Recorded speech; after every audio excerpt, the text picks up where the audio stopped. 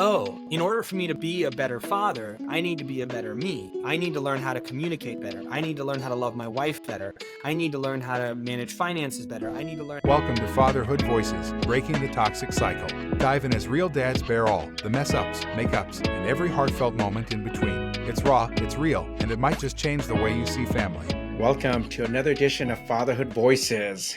And today I'm excited because we have on a guest that also runs an IG channel called The Fathers Guild. And Pat Barber, welcome.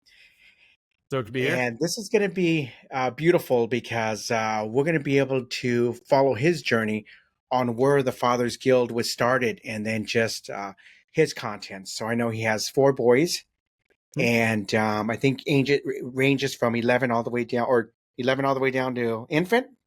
11 down to 18 months. Yeah. So he's months, coming okay, up. so- Yeah, around there. Awesome. And the one thing that stood out when I went to your IG profile is something that just hit me with a ton of bricks. And I just want to read it. It says, "I just want to look back on fatherhood with no regrets." And that's beautiful because, my purpose for starting my channel last year was very different because I was a father that was not present. I was not there. I was a workaholic, and I unfortunately let money get in the way of my relationships with my girls. So I have 3 daughters, 27, 21, and 19, actually 20 now. And we're in the process of healing our relationship. So Yeah. definitely 2 different perspectives. So I'm excited Sure. to hear about your journey. And we'll start off with you just introducing yourself, where you're from, and maybe a little bit of your background growing up, and then whatever you feel called to share, and we'll just see where it goes. Sure. Yeah, you have kind of the exact polar opposite end of the spectrum to me. The age, the girls, the time and the focus. So that's interesting. I'm definitely curious as to your current journey. I'll have to take a closer look at some of your conversations. For me, my name is Patrick Barber. I live in Santa Cruz, California, in the mountains, relatively close to the beach, but I have my own little 5-acre piece out here where I get to venture in the woods and work on projects and raise these boys. I have 4 sons, 11, 8, 5, and 18 months. I have been with my wife since 2009. I've been married since 2012. My history is I was born and raised in Santa Cruz, California. I've got 2 half siblings, a half brother and a half sister. I've got a full brother who is a younger brother. He's about 4 years younger than me. And my parents divorced when I was 11, but they were still super awesome, amazing parents, both very present in my life. And I went to a small private school. I graduated that, went off to college, hated that. Went back, started studying voice and musical theater at a local community college, and then started working for CrossFit, the company. So I've made my business, my life in coaching and doing CrossFit. I started doing that in about 2004, and I've done it ever since, and just continued to progress forward in how I did that and what I did. And these days I get paid to develop coaches, teach people how to teach other people. I deliver the methodology, and I basically make the efficiency of teachers and coaches better when it comes to coaching. The Fathers Guild and this kind of channel and the stuff around it was kind of born out of a desire for me to speak to dads and present my ideas on fatherhood in a forum that others could comment on. I have 4 boys, and I love the daylights out of it. And I'm a very heady person in the sense that I like to think, I like to examine, I like to question, I like to be like, why are we doing this? Or what is this here for? Or what's the outcome of this? Like, I really like to go through it. And I'm in a very luxurious spot in my life to not have many problems. Like, I'm very privileged in my world that I have. So in that, I can examine the few problems I have very closely, and it's not extremely painful. And I think a lot of humans are in a place of just defense, and I'm not. So I figured I'd take the luxury of that to examine, like, what am I doing? And why do I feel like it's working so well, or what's not working well? And present those ideas. So the Fathers Guild was, like you said, it was like a forward-facing journal for me. It was my way of being like, I'm trying this and it's doing this. Has anybody else experienced this? And it was just like this tiny little account that I had started. And in my fitness world, I've had larger social profiles, nothing huge, but it was, I had a bit of a following from my time in CrossFit and my businesses I've run in that. But this was just like, it was totally an aside, and I was just doing it for myself. And I had like 300 followers, and I I was just putting stuff out there, and something that I put out there really resonated with a lot of people, for good or for better or for worse. It was a no yelling challenge video that I suggested I do for myself. And that was just me examining what was happening. And my wife was like, hey, the boys have each independently mentioned that the yelling thing is not as ideal as it could be. And then I had to examine, well, why do I yell? And what does yelling do? And is that a real thing? And what am I trying to do with yelling? When am I yelling? Is it on purpose or is it by accident? So I went through that process. But the first part of that was I was filming something else for my other business, and I had my camera out, and I was like, I wonder if I interviewed my sons, what they would say if I said, what's the least favorite part about me as a dad? Or what's the thing, if you could change it about me, what would you change? And I just asked each one of them, put the other two out of the room and brought them in. And each one of them said yelling, screaming at me, yelling. My oldest son said farting, because that's how he is. And then he changed his second one to yelling. But it was just like a good call to action for myself to be like, you know what? I feel like a lot of the times I'm yelling for good reason, but I wonder if I could be as effective without this as a tool, and what are the other tools? So I created a little challenge for myself of just like, I'm going to try to not yell for a month. If I yell, I'm going to give my kid that I yelled at $5 right in the moment. And it wasn't about rewarding them for me yelling, and it wasn't about necessarily even punishing me for yelling. It was about giving myself a mental stop of like, hey, there's something other than the interaction here, to take a pause. And that was what I did. And I did it, and I put that video out, and it went really viral. So it had like 5.5, 6 million views, something like that. And people from all walks had these really aggressive opinions about how lame I was as a person, which was fascinating. But there was a big demographic of people who it resonated with, who were like, I'm there too. I want to be better. I'm going to try. And that to me was the sign of like, there's more of me out there, more people who are like, they're not on these extremes of like raw manliness, or like super hippy dippy, let the kid run your life sort of deal. There's a big middle ground of parents who are trying to be better, who know they're good at what they're doing, but they're trying to work on it, and they want to have conversations. And so I just continued producing my ideas and thoughts on fatherhood in that kind of center realm. And that's what the Fathers Guild is. It's just my outlet for considering fatherhood. I love that. And I'm about to say this. My team's going to hate me for this. One thing I like to do with our guests is I like to look for a best practice that we can turn into a PDF guide and offers a free resource. Sure. And I think you just hit the nail on the head. Is I would love to collaborate and just put together a free resource for parents on just about yelling and just other communication styles, and just something that we can just give people that they can go to, and just like, hey, because yelling is the norm. I grew up in a household where yelling was just part of the daily routine. And when I now dive deeper into how my parents were raised, yelling, and how their parents were raised by their parents, yelling. So it's a lot of it is just an ancestral lineage that just pass it on from generation to generation. And it's not until a father steps up and says, hey, we're going to change the trajectory of this. So I love the fact that you put a monetary instrument behind it, even though it wasn't about the money, but just kind of gave you that aha moment that, okay, you know what?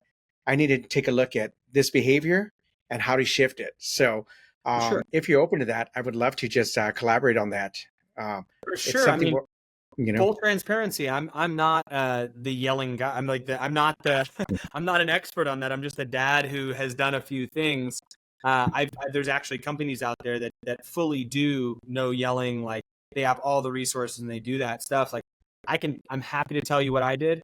But even then, like I also think that there is a time and place for yelling, and I think that there's a place that it sits. What I want from parents though is that if you're doing it, have you really thought through all the other options? And you're like, this is the best tool to use, and you're using it. And I would venture a guess that 99% of parents who yell are not doing that. They're not being like, I've exhausted all my other tools, I've checked out all my resources, and now I'm going with this. They're literally being like, stress response, yell. And then they're not even looking at the long-term or even short-term outcome of whether or not it's the greatest option. So I'm happy to collaborate if that is something you want to do. And it could be a bit of a spitballing back and forth, and I can tell you what I've done. But I want to be honest, I'm not the hormone expert on yelling. no. And this beautiful thing is just what practices that you've learned from this journey to start to correct that behavior, because then at this point it's real, it's been put into use, and it's not academia. For sure. Happy to put that forward. Awesome. We'll definitely put that together. You know, when I think about just the yelling and so forth, I just stumbled on a video not too long ago where daughter was being defiant, and her grades were suffering, and she was just starting to get mouthy. And the dad did something. He just shifted it. He just put consequences in place. And she loved to go to gymnastics. And what he did was he said, okay, for a month, you're not going to gymnastics, and you're going to get up in the morning, you're going to go for a run, and we're going to do all these different push-ups and exercises. Didn't push it to the extreme, but just to show her accountability, show her that there was a different way of doing this. And during that whole process, he's recording the journey, but then he's also motivating her and just showing her a different way. So I thought that was beautiful that along this journey, he didn't yell, but he just offered a whole different perspective. And there's so many different ways to do it. Sure. But right away, the quickest, easiest way is to just try to get instant results, because we live in this society where it's instant gratification. So yell, and you're going to either get compliance or it's going to get worse. Right. And it's like compliance in the moment too versus compliance long term. Like if you get even think about that exact scenario. You get a girl who's defiant and you go, okay, well, why are they defiant? Like, where is this defiance coming from? Is this an attitude that I've allowed, and it's technically my fault because I haven't put boundaries on it, and it's going to be a harder process to put boundaries on, and so I'm going to resort to yelling? And it's like, okay, well, wait a second. Like, I've been the one to create the environment for her to be like this. Plus, we kind of want defiance. We don't want a subservient child. We want a child who's going to question things. Within reason, of course. And then when you explain the answer of like, here's why, they go, oh, okay. And then they get it. And do you need to have a perfect answer for everything? No. But, and sometimes it can boil down to because I'm your mom and I said so. And that's how we help out the family. But there's a lot of times I think where parents just like, they have these antiquated ideas of how things should work. Like, hey, don't wear a hat at the dinner table. And you're like, and the kid's like, why? And it's like, because I said so. It's like, but why? Why can't I wear a hat at the dinner table? And they're like, well, because it's rude. And it's like, why is it rude? And it's like, because culture says it's rude. It's like, but why did culture say it's rude? And there's like, let's work it to its end state. If you as the parent were like, hey, because you wear it low and I want to see your eyes so I can look at you and have a good conversation, you go, oh, okay, that makes sense. And they take the hat off. And so it's like knowing why you're doing stuff rather than I just inherited it and that's how I am is, to me, the mark of a good parent is they're examining what's going on and they have their reasons for the stuff that makes sense. I think boundaries are huge, just like you saw in that video. Is like, can you like clearly show it's not even consequences and it's not even emotional. It's not like you're going to lose gymnastics. It's like, well, here's the deal. I can't let you go to gymnastics if you don't do these other things because that's the prerequisite for going to gymnastics. I'm sorry, but that's just the case. And then they don't go to gymnastics because they didn't do the thing. And it's like, you're not punishing them. You're just setting up standards for the world, because that's how the real world works. And it's hard. And I think so much too is you'll even get times where one parent will be like, well, I won't give you this if you don't do this. And it's like, it's kind of bribing, but then the other parent will just give it to them. And you're like, damn it, you just ruined any structure we have and any harmony we have with each other. And so there's a lot that goes into it that I don't think is very easy, but in its rawest form, consistency and kindness and respect, but also firm boundaries that's it. That's all you really need to do. If you're consistent as an adult and you're kind by default and you look for the best from your kids, and then you put some boundaries that are clear and they're there for good reason, and you can explain that, you'll still have your bumps, but like that's the framework. That's the framework for a better relationship with your kids. Well, it's funny. You hit 2 points that really it brought me back. And the first one was, I remember during Thanksgiving, my mom would cut off a piece of the turkey, like a third of it, and then put it in the oven. And so one day my grandmother came over and she says, why are you doing that to the turkey? She says, well, because you used to always do that. So no, I used to do that because the turkey didn't fit inside the pan. So, so there was this whole thing there. I don't know if my mom thought the turkey was going to breathe better or what, but it was just that tradition passed on, right? So that just kind of reminded me when you were talking about the hat at the dinner table. Oh, yeah. But then the second thing was when you said about not raising kids that are subservient either and wanting them to fight back. One of the things that I did put in place with my girls is they always had to earn money in order to buy things. So I never gave them things. Birthdays, Christmas, absolutely. But I taught them value of $1. So when they wanted something, they would earn it. And even if I made stuff up, but the whole thing was, go clean the garage or closet, but they got the value of earning that money and they had the pride in it. But the one thing that I added was we would negotiate. And so I taught them to never just take the first deal. And so, I've taken, okay, I'll give you $20 to do this. No, I want 30. Okay, no, 25. So we go back and forth.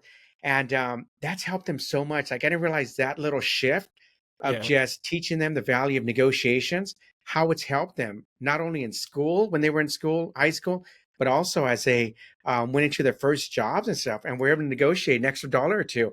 And like, man, I never really thought this was going to help. But in reality, it helped because I didn't just accept what they gave me and I spoke up. Do they have a good understanding of money and business? Has that come to fruition in their lives?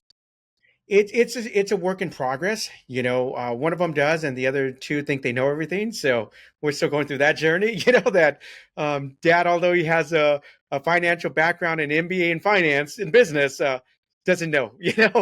So I think they trust TikTok more than they do their dad when it comes to finances. Oh man, I just like a platform more. Oh yeah. So your journey, you wanted to track it to make sure that you're a better dad. Sure. And I know a big part of it started, I know the yelling thing was just one part of it, but and you've done coaching in the past and fitness and working with other coaches.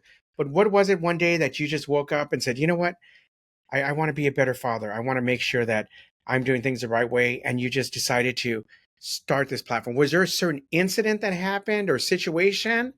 No. So like, I didn't start this until my son was I started this account a year ago. So it's like my son was 10 at the time. So I'd spent 10 years as a father, many of those years as a father of many.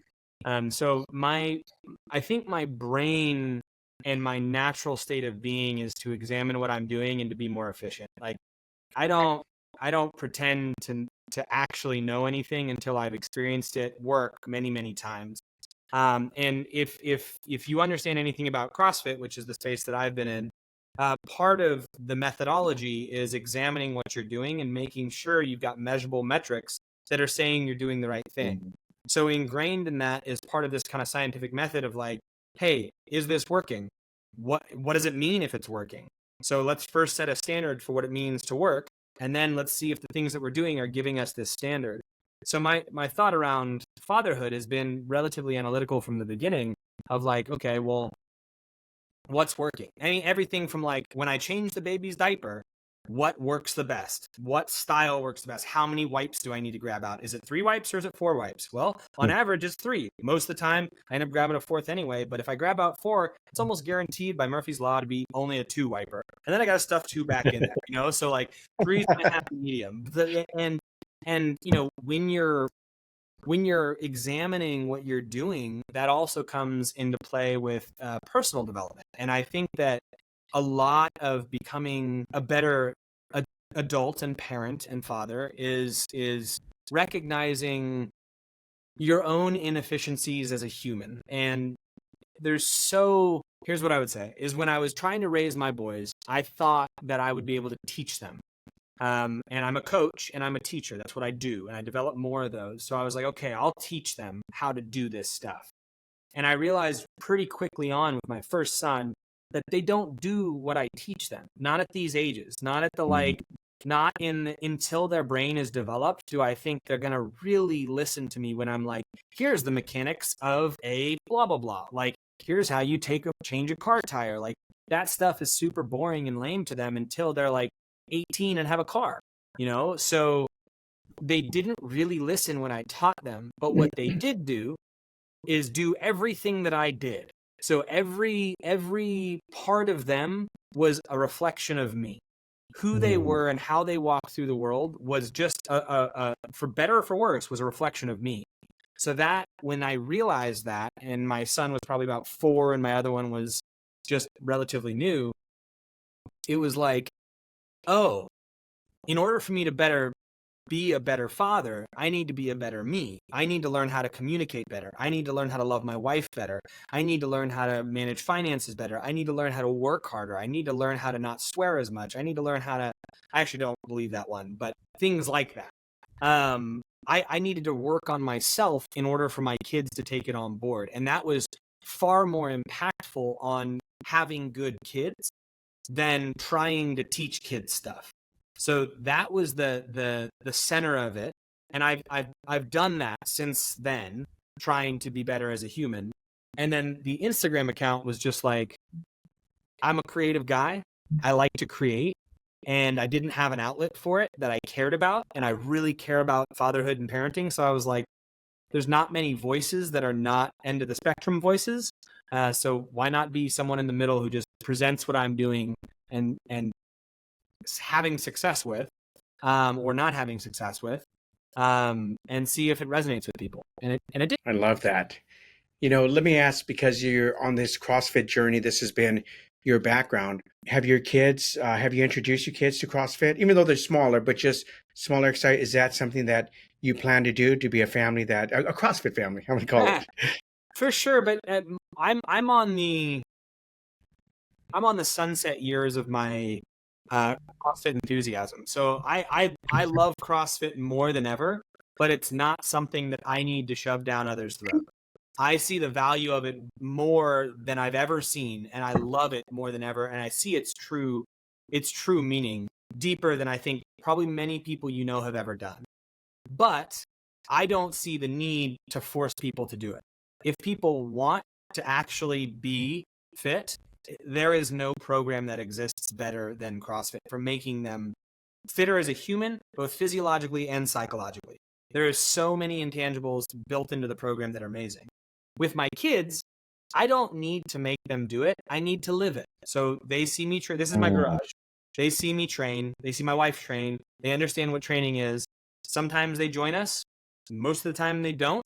But I don't need them to do it. I don't need, like, they're already very physical. We live on 5 acres. They play around outside. Like, kids don't really need to train.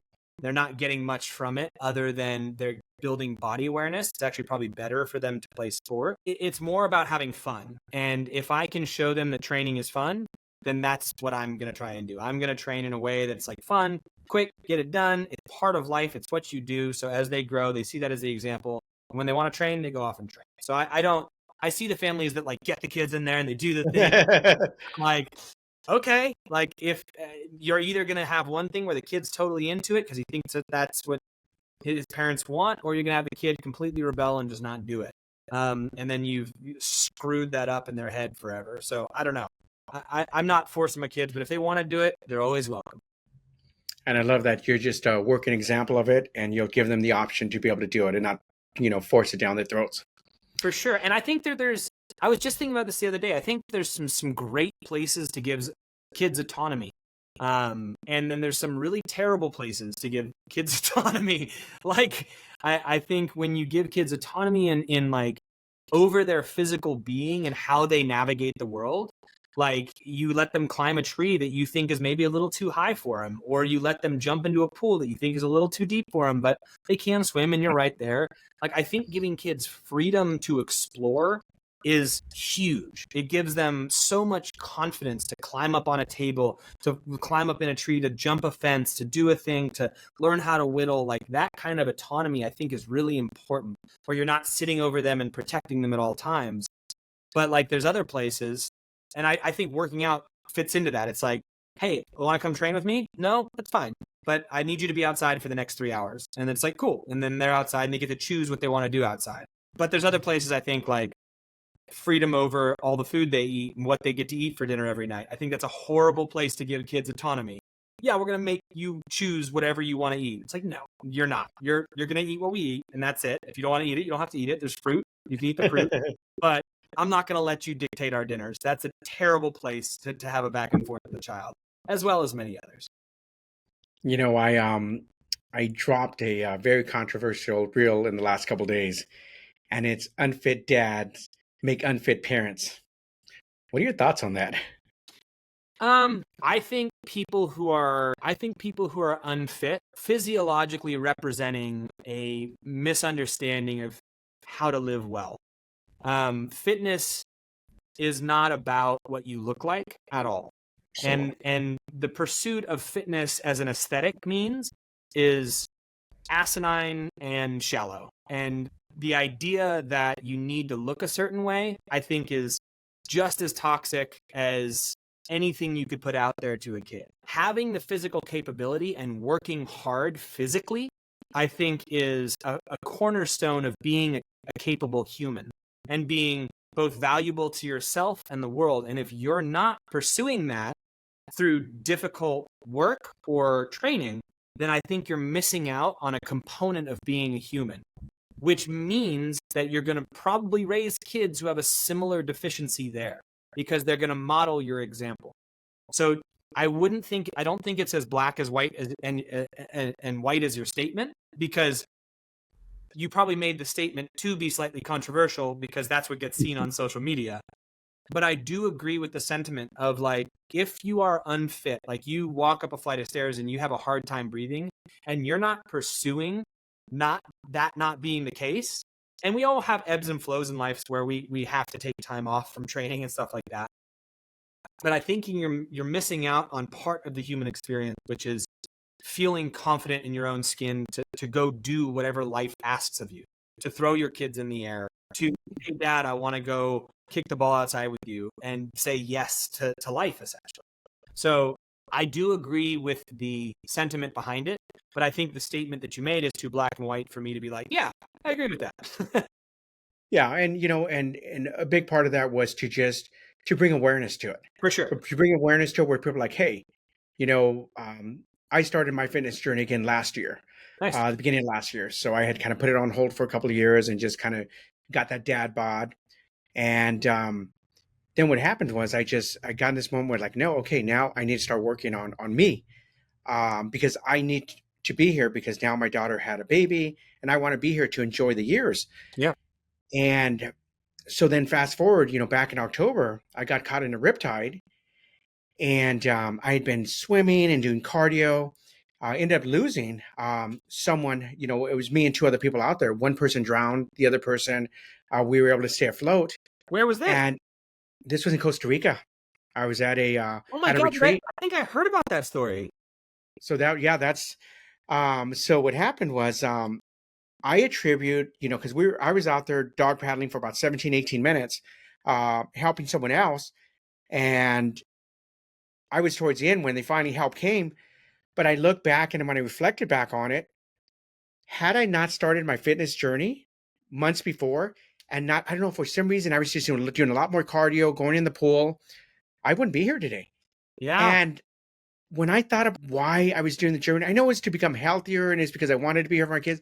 But I always thought in my mind, that ego kind of steps in like, oh, I want to be fit because my, daughters are at the age where they have boyfriends now. And, you want to make sure that, you have a presence. But what I realized was that whole fitness journey was about survival. That's what It it was is. survival. That's And exactly and what I'm saying. and That's I what it didn't is. connect that. Well, And then nobody it's like, does. No, you they know, connect six-pack abs, and they think that that's fitness. And then they see some turd on Instagram be like, "Hey, here's how you get six-pack abs," and they're like, "That's fitness. I'll follow that." And then even if they get there, even if they get the six-pack abs, they're never happy. They're never like, I pursued this and I made it here. They're maybe happier with their physique, but that is shallow and hollow and not the point of fitness. The point of fitness yeah, is so that you can live, so that no so matter you can what live. life asks of you, you can say yes. And that's why I do it. Like, and that's why how everyone should view it. Every father out there should not be like, I need to look a certain way for my wife or my kids. Let how you look be a product of what you're capable of. Let how you Absolutely. look be a product of the fact that you also deadlift your body weight, or you can overhead squat, or you have full function of your shoulder, or you can play ball with your kids, or you can run a 100-meter dash. Like, that's why I love CrossFit, is because CrossFit is about what you can do. And it's the best program for that, and it does it in a community setting. And I'm obviously biased, but I think the vast majority of programs that you see, all they do is promote an image. They promote losing weight. They promote losing fat, because that's healthier. But it's like, I don't care. I don't care. I want to see what you can do. I want you to do hard stuff, so when you're faced with life and it gets hard, you can do it. I want you to be able to swim, so when you get stuck in a rip current, you don't die. Like, that shouldn't be even on your mind of like potentially dying around that. And you should be able to just survive that, no problem. Or like your kid goes, I want to go skiing. And you're like, let's go. I'm in, like, I don't know. Oh yeah. And then something that's not talked about is, when someone decides to go back into the gym, and let's say they've been out, and then now you deal with just you have that certain group of people that go to the gym, and there's just a lot of testosterone floating around, and a lot of ego. Yeah. So I know me going back in, and it's like just going in like very like, I just want to go in and just do my work. I'm taking it serious, but not to the point where and then you got to deal with that masculinity. So it was, especially with the younger kids. I'm 50 years old, okay, and I'm not trying to do 300-400 pound benches like when I was in high school or anything. No, I just want to go and just do what's within my capabilities, like you said. And I'm not here to impress anybody. I just want to feel good about myself. Yeah. But then dealing with that testosterone in there, man. So it was a little bit of an experience to just kind of, okay, these are just kids. They're just, and not just kids, adults too. They're just ego. The ego is the word I'm looking for. Just that ego that's in the gym. So it sometimes intimidates people to not want to even go because you don't want to deal with the bullshit. Well, So that's the beauty of, like, if you find a good gym, like, the egos shouldn't exist. Most of the gyms that I've run in my life, because I've run a bunch, right at the doorway, it was, please leave your ego at the door. Like, that was a big sign, it was right there. Because, and the thing is, like, a good coach, that's what they'll do, is they'll create an environment where everyone's like stoked for each other. They're like, there could even be competition, but it's competition for the fun of it, not for the ego of it. And you set tones and you set scales, and you meet people where you're at, and you celebrate successes, and it's like, that's what you would pay for at a good gym. Most conventional gyms where you just go in, you pay your membership and do stuff, there's nobody dictating that culture other than the bros who are there. And I would say even in the CrossFit space, there's CrossFit gyms that are just a bunch of bros, and it's like, it's all ego driven and baloney. But if you find a good one like that, hold on to it, because people curate those cultures are just like, the change you can have there is insane. wow, I love that. I've never looked at it from that perspective, but yeah, you're right. You pay for what you get, right? Yeah. So I think that's going to challenge me to start to look at other fitness centers that That's what I would They do. brought decent caliber. And that's so even when I was running gyms, when people walk in the door, they would ask me about my space, and I'd be like, look, there's 10 other gyms in this area. It's more important, like, you feel like this is the space for you, like you feel like you fit in, and that environment is something you want to thrive in, because that will make it so you actually stay. And that's what's actually important here. I don't need your money. Like, I need you to keep doing fitness and live a better life. And go check out all the other gyms. Take the classes from them. Meet the coaches. Meet the communities. Find the one that like resonates with you, and just stay there. That's what's going to be the best for you. I wholeheartely believe in that. What's been, as a father now to 4 boys, what's been the highlight? One highlight that just comes up when the word fatherhood comes up. My oldest son. Here's what it is. I would say what comes to mind is so much of the stuff that you do, you don't see come to fruition until years and years later. Some of it is instant. My oldest son is like, you teach him something, he learns it pretty quick, and he just does it. But a lot of the stuff that I'm talking about, like trying to be a better person, and when you watch them interact and replicate one of those things, you're like, oh my gosh. Like just the other day, it just happened. I wake up at like 6, and I go out, and I usually have a cup of coffee, and I sit on a journal or I read a book, and my wife will sit there and feed the baby. And we both have a cup of coffee, and then our boys, like our other sons, like gradually wake up. But like my 11-year-old wakes, and I'll usually have 2 cups of coffee in the morning, one right when I wake up, and then one after I finish that, and that's it. But I woke up, or I was sitting on the couch, and I had finished my first cup of coffee. My oldest son, he woke up, he's 11, he like walked out, and he's super sleepy. And he like yawned, and he went to grab a blanket and sit on the couch with us and pick up a book. And he like looked at me, and he's like, looked at my coffee cup. He's like, you want to refill on your coffee? I'm like, sure. And he walked over and he poured me a new coffee, he put some cream in, walked it back, and gave me that. Like, I've never really asked him to fill my coffee up. He's just seen that I have coffee in the morning. And in his moment, he was like perceptive of the world, and he was like, oh, some more coffee is needed here. I'm gonna try to help out. And there was he didn't get anything from it. I didn't reward, I didn't like, other than a thank you. Like it was just so pure. And that's who he is now. He's the guy who will like look out for others and like help, like, and it was all this work of like talking to him and going through and not saying you need to get coffees for other people and blah, blah, but just like being a better person. You saw it happen. And I was like, oh, yes.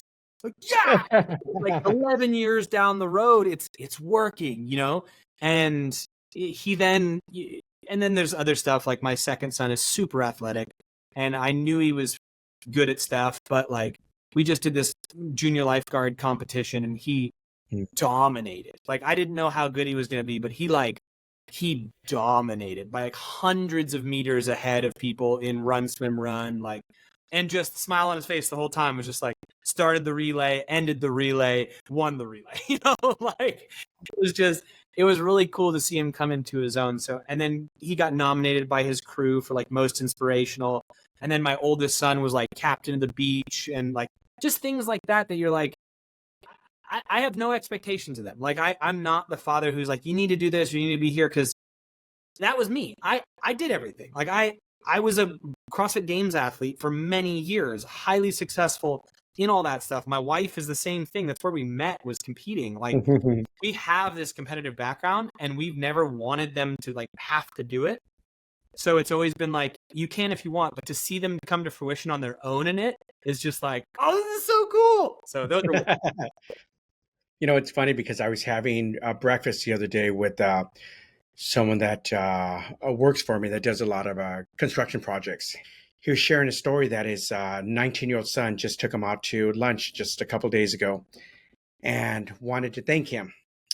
And then he got it's a very emotional moment because he said, I've worked with my hands all my life, and I tried to bring my son out here when he was younger to show him, that this isn't the life you want. So, but I would take him out here to do labor work. But then when it got too hard and he wanted to go inside, I would let him go inside. Or if, I bring him out to a job and I needed to do a demo, and I really needed his help on this day. But then, oh, Dad, it's too hot. Can I go inside? So he says, I kind of sheltered him, and I just like, no, I'll get it done. And I always thought like, man, did I do something wrong because I didn't get to expose him to that hard work so he could see that this isn't the life I want for him? So then what happened was his son just got a part-time job over the summer doing some construction. And after the first week, he or 2 weeks, he got his paycheck and he took his dad out, which was a couple days ago. And he says, Dad, I just want to thank you. He says, I want to thank you because I never realized how hard you worked for us. And but whenever I complained or whenever I didn't want to do it, you didn't complain. You just let me go and go inside to go play my video games. And now I look back and you needed help. You needed help. I'm seeing how hard it is. So I just want to say thank you and I appreciate you for that. So it's beautiful that sometimes it just shows up, maybe not in the way you think it's going to show up, but it will show up. Like things will connect themselves, and maybe not um, soon, like in the immediate, Yeah. but in the future, they start to just kind of come together. Yeah. And that story really resonates with you clearly. Oh, absolutely. As Absolutely. something that, I'm sure that would not break you, but it would definitely touch you if your daughter came up and said that about you, to realize that, because you expressed to me like you worked really hard, but to recognize that, has your daughters ever come up and recognized that? They have, my oldest daughter. So one thing, because I was very big into motivation and books and consumers. So with my girls, all three of my girls, I gave them PTSD, but not because of physical. It was more because I put so much pressure on them about being successful, not depending on a man. You have to go to college. So I broke their spirits. Right. But what happened was when I would take her to school in the morning, every morning, and this happened for 2 years straight, from her sophomore year to her senior year, I would make her sell me either a pencil, a paper clip, or something in the car. She would have to sell it to me before she got out the car. So she would have to do this presentation. Mm. And so when she went for her first job at Hot Topic, her senior year, nailed it. Yeah. They pulled it. Hey, sell us this product. Boom. And she's used that over the course of the next, 10 years in her life. And we're just having a conversation. And she's thanked me before, but we really had a conversation not too long ago and says, all these times where I thought this was stupid, these different things you were doing, these things, I didn't realize how much it's benefited me in life. Yeah. Like I've been able to get into these positions. I've been able to negotiate and it was just a nice feeling to know that even though I was hard on them, they did get value out of it. And they're now taking that and they're carrying it into their careers. Yeah. So that was a beautiful moment that just happened not too long ago. We had a deeper conversation about it. And she said, selling these paper clips and pencils, I thought was ridiculous. And I would laugh about it at school with my friends. But man, that's landed me some great freaking jobs. Yeah. So if I asked you, was it clear? Like, did you express love to your daughters? Like, how did you express that you loved them? What were the things that you said that made them feel loved? So for me, it was buying them things. Did they hear that? Did they see that? They saw that, they felt it, but they wanted my attention. Right. And I was so consumed with my business, and so I didn't cry for 27 years. Right. Because to me, a man's not supposed to cry. That ego, that pride. So I didn't show emotions to my little girls. I wasn't a girl dad, and I missed out on so many opportunities to have them paint my nails and just be silly little girls.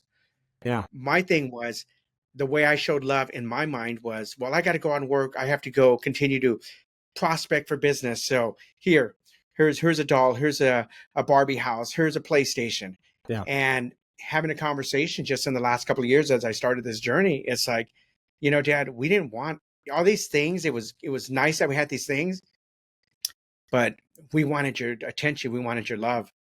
And so love wasn't something that was really expressed a lot in the house. I mean, I know I love them, but I just didn't know how to communicate it because of the way I grew up. For sure. And so I think that I keep coming back to it because I'm trying to figure out what are some of these root things. Like, so take your friend, take your girl, take me, take a bunch of other fathers. Like, the kids who go out in the world, they're going to face adversity. They're going to face shit. Like, stuff's going to happen. Like, they're going to carry maybe more trauma or less trauma from their childhoods with us. But what is the thing that allows some to come out of that and succeed and some to not? And so far, I've kind of worked it back to, I think, unconditional love, like clear, unconditional love from one, preferably both of your parents, sets you up with a better foundation than anything else. Like if it was clear and expressed often, that's what I offer as many dads as I can, is like, make sure you know that your kids like unconditionally love them. It's not like, hey, you win this race and I love you. Hey, if you do this thing and I love you. It's like they're unconditionally loved. They can do whatever. You love them and you express it. You express it often in every way that you can. You do it with gifts, you do it with language, you do it with hugs, you do it everything that you can. Yeah, it's not soft, it's not wussy. You express love. You can still be a hard, gnarly man and express love. That is 100% not, those things are not at ends with each other, especially your kids. They need to know you love them unconditionally. That doesn't mean letting them do whatever they want. Love is not about letting them walk all over you. Love is not about like letting them be the parent. You're the parent. You set the tone. You say, no, you can't do this thing. I still love you. No, you can't do this thing. Like that to me, I think is something that if kids know it, when they move out into the world, they'll always be eventually, they can fall back far enough on the fact they know that they were loved and they can always bounce back. And the people that I see continuing to struggle are ones that both parents didn't have that. They're always searching, no matter how well they're doing. Their kid, they don't know if they're ever good enough. They don't know if they were, because they were never loved. It wasn't understood, or it was very conditional. It was like, if you work hard, I'll love you. And it's like, oh, really? Like you won't just love them for them being alive? Like, I don't know. It's something I think about a lot, and I try to make sure I express, but it's hard. So when I was in my teenage years, I was in an Explorer program, police Explorer program. And there was a guy there. Well, he's a friend. And he would kiss his mom and dad on the cheek and hug them every time he seen them before he left. And I just thought that was like so odd and foreign because it was just very different. And even now, to this day, he still, they show love by hugging and kissing each other on the cheek. And I look back because at the time I was like, he's weak and so forth. But I didn't realize like how powerful that was for the connection, because the one biggest mistake that I made is there was a point where I was hugging my girls when they went to school. Like I'd hug them. And then it's when they got into junior high school and it wasn't cool anymore, that they didn't want to be hugged anymore. I wish I wouldn't have given in. Yeah. I wish that I would have just continued that pattern. That's one big regret that I do have, is I should have never stopped trying to show that connection, even when they didn't want it, but you just keep it going, because that would have really changed the trajectory of letting them know that even though I wasn't present as much, that just that touch of the hug, like, hey, that's a way that I'm showing you, even though I may not have verbally expressed it. Yeah. That was the way I was showing love. Yeah. It's like, but then you go into like, it would be a funny, like, come on, give your lame old dad a hug, versus like, you got to do it or I'm going to exactly not give you candy. It's like, okay, no, just there's so much, but life is not linear. It's not straightforward. Yeah. There's no, like, we can say all this stuff and totally it could go wrong. Like it could all go wrong. Like it's all just a work in progress. And I think if you're constantly examining the outcomes, like, hey, do we have a connection? Could this be done better? Why am I doing this? I think asking the question of why am I doing this, and then being able to work that back far enough, having some self-awareness and some self-reflection, that'll make you a good dad. And that's the whole point of what I'm trying to do, is like, I want to be a good dad. I want, objectively speaking, like, what are some metrics? And I was writing them down the other day. Like, what are some measurable things that I can look at and be like, am I a good dad? Not just like, I feel like I'm a good dad, or like internet tells me I'm a good dad. It's like, am I a good dad? And so I was writing those down the other day, and I've got this list going, and whether your kids are polite, or whether they have physical capability, or if they if they understand when you say no and they don't ask 50,000 more times. Like, I think these are tangible metrics that we can look at and be like, does this happen? No. If not, why? What conditioning have you done to make this to go on? Because I think there's a lot to be said for the role of a parent in that structure. It's funny because I have a couple clients that are entrepreneurs and, they're fathers and they're like, oh, but Edward, I don't know how to do this. And I said, well, wait a minute. Tell me about your business. Yeah. Do you go to conferences? Do you read books, audiobooks? Oh, yeah, absolutely. Learning sales techniques and how to prospect. Okay. And then what about, do you block off your time for clients, appointments, and so forth? Oh, yeah, no, absolutely.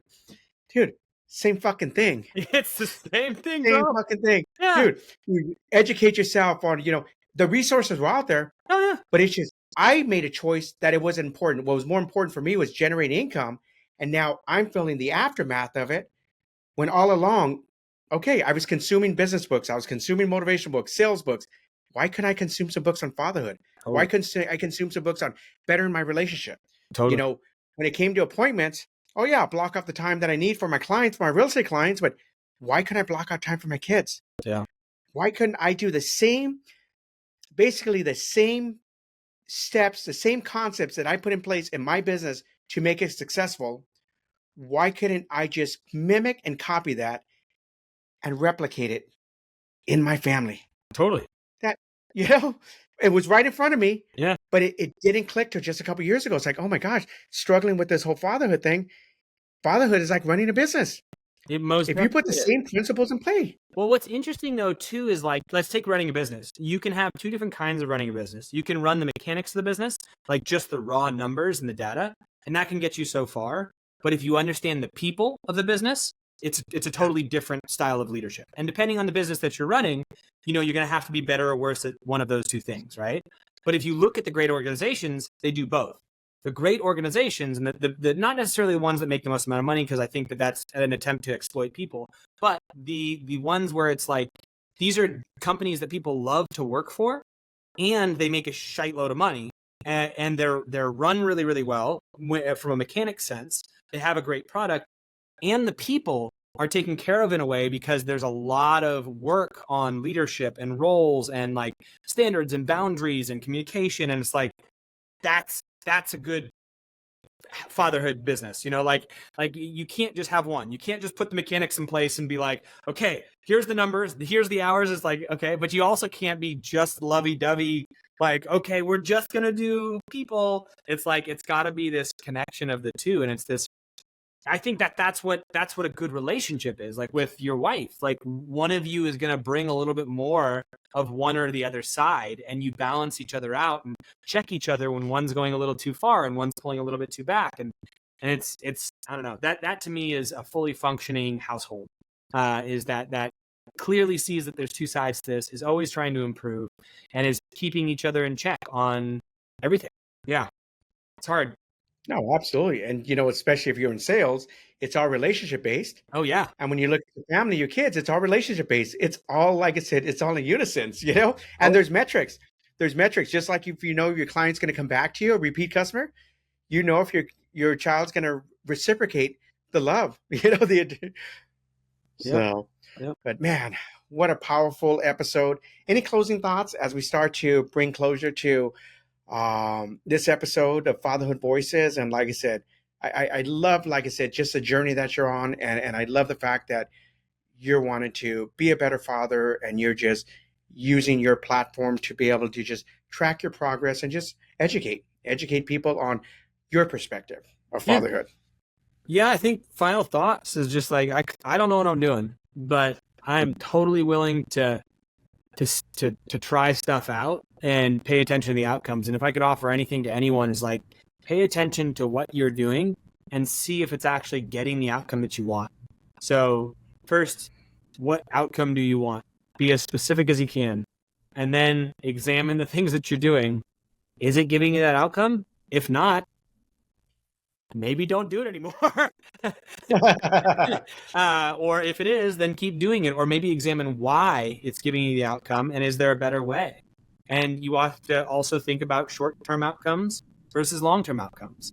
Is the thing that you're doing solving a short-term problem, but is going to lead to a long-term problem? Hey, I want my kid to eat, so I give him a phone. That's not good. Like think about the long-term solution here of like, now every time they eat, they need a phone. And they're not even processing what's in front of them. They're just stimulating themselves. Like, this is a mistake if you think long term. Anyone would tell you that. And you would know that if you thought, well, what happens when I take the phone away? You can pay attention to that. Let's see what happens. They're going to lose their crap and they're not going to eat. So that's not a good solution, you know? So yeah, that was what I would say. Those are my closing thoughts. No, thank you. And this has been another beautiful episode of Fatherhood Voices. And thank you for sharing your journey and your story. Happy to be here, man.